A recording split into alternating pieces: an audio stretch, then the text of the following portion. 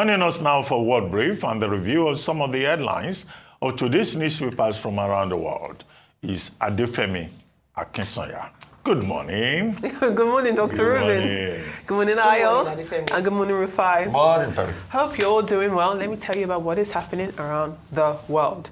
And history has just been made in Namibia as Netumbo Nandi-Ndaitwah, one of the country's ruling SWAPO party members, the vice president of the country, has been elected president and will be the country's first female leader. At 72 years old, she is the current vice president, and her victory will extend SWAPO's 34 years in power since it led Namibia to independence from apartheid South Africa in 1990. She received roughly 57% of valid votes in the presidential race, according to a breakdown given by the country's electoral commission. Now, her main challenger in this election was Panduleni Itula from the Independent Patriots for Change party, who came second with roughly 26% of the votes. Now, the IPC has said it will challenge the results in court, calling the electoral process deeply flawed due to the November 27th vote being marred by technical difficulties and ballot paper shortages, leading to a delay in results as voting was extended in some places. Now to South Korea, and it's been an eventful night in the country. Now, the country's embattled president, Yoon Suk-yeol, declared martial law around 10:30 p.m. last night, South Korea time, accusing the country's main opposition party of sympathizing with North Korea and of anti-state activities. But he was forced to lift it hours later amid widespread condemnation. Furious lawmakers then had to force their way past soldiers into parliament in order to strike down the decree as protesters demanded the president's removal and no return to the country's painful authoritarian past. Now, some background here. South Korea has been in a bitter political stalemate for months, with the country's liberal opposition parties winning a parliamentary majority back in April. The president, who is a conservative, has clashed with many opposition members on many of his own policies that require legislation, preventing him from moving forward on campaign promises to cut taxes and ease business regulations. So that's a bit of the pathology of what we're seeing in South Korea there. Viva for democracy. Yes. Victory for democracy in South Korea. I look forward to a day Nigerians will be this wise like they are in South Korea. And you see why I say viva for democracy is because this is the same South Korea that's at the 60s had an authoritarian military rule, General Park Geun-hye. And you will have thought that military mindset will still affect South Korea. But it is obvious that they have broken away from the vestiges of that military mindset. The last time martial law was brought in place was when General Park was assassinated. But afterwards, this man, he was already lame dog. His party didn't do well in the parliamentary polls. He didn't have the majority, he couldn't pass laws. So the opposition was doing a number on him. Any law he brought forward, they whack it down. It got to the extent that he was trying to pass a bill for his wife, First Lady Matters. They whacked it down. He was trying to, so they now pushed it to a point where they said they were going to pass a bill against cutting his salary and how he was going to run the presidency and the monies involved. So when he got frustrated to a point, the next thing, he wanted to bring off martial law. And the people looked and said, what rubbish. And the legislators fought. Kudos to them. And also kudos to the military. They literally fought to see, get back the into Nigerian security forces that are always subservient to politicians, not the conscience of the people. Hope you are learning. Obey the last command, but that will never care about your life. But guess what? I mean, we have had uproars. They in the Senate violated, before, they moved into the National Assembly and they went as much as possible to oppose that law and they stood their ground. Guess what they are doing this morning now? The guy is in soup. They are already pushing an impeachment bill against him. And get him out and I think finally. he should be impeached. You should be impeached for that rubbish that he tried doing. This is a democracy. If it doesn't favor you, once you know that you were a lame dog, leave power because you cannot run. So once you know you were a lame dog, the elections are not favoring you, you couldn't call for a snap election, leave power. Democracy is a government of majority. If you have your majority, you have your numbers with you, you can be able to push bills. He has his own presidential mandate. It's just he doesn't have any real power because of his parliamentary issues. So he does have power. Dr. Abati, at some point it happened here when, what's it called, in the 70s, that they had to do the coalition, that Shagari didn't have a majority in the parliament. He had to go. So you need your mandate as a president in any system is gotten from your parliamentary people that you have with you. So once he has lost that, he had fooled himself. And the next thing you were trying to do martial law, what kind of country do you think your country was for? They should pitch the man down and push him away from the place. Nonsense. All right, I think the reason why, and we're fine making that comparison between South Korea and Nigeria, is that they're strong institutions. Yeah. The reason why the parliamentary members could, or the military officers who had come over to take over, were able to not exert force was because there are strong institutions. And that's what we've often pushed for, whereby, irrespective of who is in power, the institution itself is strong enough to obey the rule of law. And that's simply what played out in South Korea. Correct. If the rule of law wasn't obeyed, as we often see in this part of the world, that yesterday would have just been a disaster. The martial law, what that meant, and this hasn't been instituted in many years, meant that there would be, that's the president inviting the military to take over some key parts of effectively the running of the state as a result of certain crises in the country. There wasn't justification enough for the South Korean president, to have called for martial law.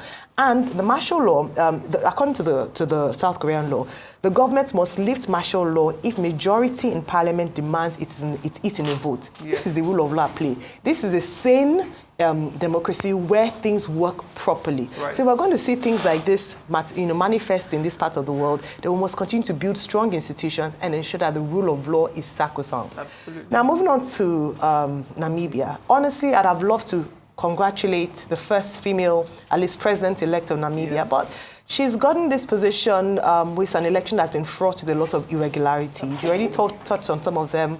You mentioned ballot papers not being enough. They're having to, technical glitches. Yes. They're having to postpone the elections. And so, even though it's a victory, and she's the second woman currently in Africa that's president, aside from Tanzania's president, yes. Currently ruling, then it's a shame that it had to be on this platform. Recall that we had said, okay, maybe they will follow the same fate. That's the SWAPO party, which yes. they've been in power since 1990, when Namibia got its independence from South Africa. Whether they would follow the same line as other liberation parties like the ANC, what we saw in the last election, with Botswana, which yes. was record-breaking. We're hopeful that maybe something like that will happen, because the young people are disenchanted as a result of the high unemployment rate, inequalities in the country. But unfortunately, we didn't see that happen. The voter turnout was very good, 73% of the 1.5 million registered yes. voters. That was 3 million that's a very good number. But again, Africa happened. The elections were said not to have been free and fair, right. And IPC have said that they're going to contest it. Yesterday, for 6 hours, there was confusion in South Korea because President Yoon decided to impose a martial law. The last time martial law was imposed in that country was in 1979, when the then military dictator was assassinated in a coup. In 1987, South Korea, embraced parliamentary democracy. So the question to ask is, what happened? What we know is that President Sun Yuk-yeol has been under a lot of pressures. There were issues about his wife, corruption scandals. She was said to have collected a Dior bag and all of that. And she said, she will address the matter and create a commission to supervise the First Lady's office. Since April, when the opposition parties gained a majority in parliament, he has been a lame duck president. Whatever he took to that National Assembly did not work. The latest issue, source of conflict, being the budget that the parliament was going to reject. Again, its political rating, has fallen down to as low as 17%. Not a popular president, the economy not doing well under his watch. So yesterday, he took the desperate reaction at 10 p.m. local time of declaring a martial law, a martial, regime, which means soldiers will take over. And he deployed soldiers, helicopters that landed on top of the parliament and all of that. Martial law in South Korea says specifically that if the law is overruled by parliament, it cannot stand. Right. It says that members of parliament cannot be arrested. So 109 members of parliament out of the total of 300 rushed to parliament The soldiers did not stop them. Right. By 1 a.m., by 1 a.m. this morning, by 1 a.m. this morning, by 1 a.m. this morning, they overruled the president. And he had to come back later to say where he has respected what Parliament had decided. His own party, the People's Power Party, also overruled him. The chairman said it was a bad move. Right. And, he then retracted his steps. Well, in that regard, a demonstration of people power. This power also of institutions. Absolutely. What are the consequences for him? The people are on the streets. They are saying, arrest President Yoon. The parliament, by this time now, is saying they are going to impeach him. Yes. The other story from Namibia, a major triumph for the women of Namibia who have been suffering under patriarchy, who have seen, Ndatwa's emergence. In fact, the name Ndatwa almost sounds like Ayedatiwa. It does, doesn't it? If you can play on the pun. So it's a major development. We have had women in Africa, Right. Ellie Johnson Sirleaf in Liberia, Joyce Banda in Malawi. Yes.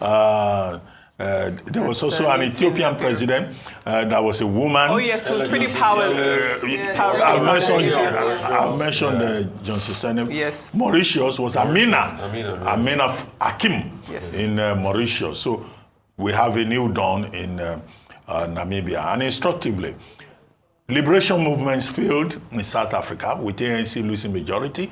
Yes. The Botswana Democratic Party lost in Botswana, and now, the Namibia did not follow that pattern. Yeah. But this woman, Like Mozambique. who has become president, will have to worry about unemployment, Yes. inequalities, Indeed. healthcare, education, Indeed. and it's a triumph for SWAPO that has been in power for 34 years. Yes. She joined SWAPO at 34, became youth leader, and she has been minister in Now it's health, education, child welfare. So she very has long career. significant experience. Correct. Congratulations to her, even if the IPC, the main opposition party, led by Itula, is kicking. There we and go. they say they will go to court. They do say so. Thank you for your comments. Let's move on to newspapers now. And we begin here in Nigeria with This Day newspaper. This Day, alongside a host of Nigerian papers this morning, lead with the tax reform bill. Now, the Minister of Information, Mohammed Idris, insists that the tax reforms will empower Nigeria's 36 states, as well as the 774 local government areas for sustainable growth and development. The Punch and Vanguard also lead with the broad coverings of this tax reform bill, but also on the front page of The Punch is a story on the president of the Nigeria Labour Congress. He's called the threat by Ebonyi State Governor Francis Nwefuru to sack workers who have embarked on a strike over the non-implementation of the 70,000 naira minimum wage by the state government. He's called it irresponsible, essentially. His criticism comes as workers in Akwa Ibom joined the protest over the failure of their state governor to implement this new minimum wage. And this is happening as Kaduna, their Kaduna counterparts have conversely suspended their own strike.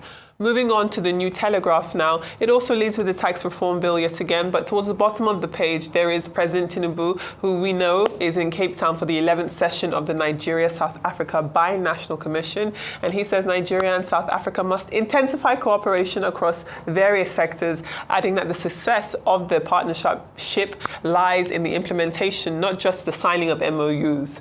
Now, South Africa's President Cyril Ramaphosa has announced the relaxation of visa restrictions for Nigerian tourists and business travelers. We'll see how far that goes. The Daily Independent this morning features two aviation stories. Nigerian and other African airlines have seen a 1.6% year-on-year demand growth for air cargo in October 2024, which actually makes it the slowest amongst the regions globally.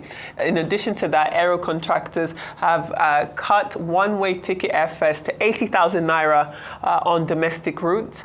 The Guardian now leads with Nigeria's compressed natural gas scheme and how infrastructural deficits have slowed CNG implementation amid this $450 million investment. The article goes on to report that over 100,000 motorists who converted their fuel-powered vehicles to CNG are now enduring long queues nationwide as they compete at stations to refill their cars.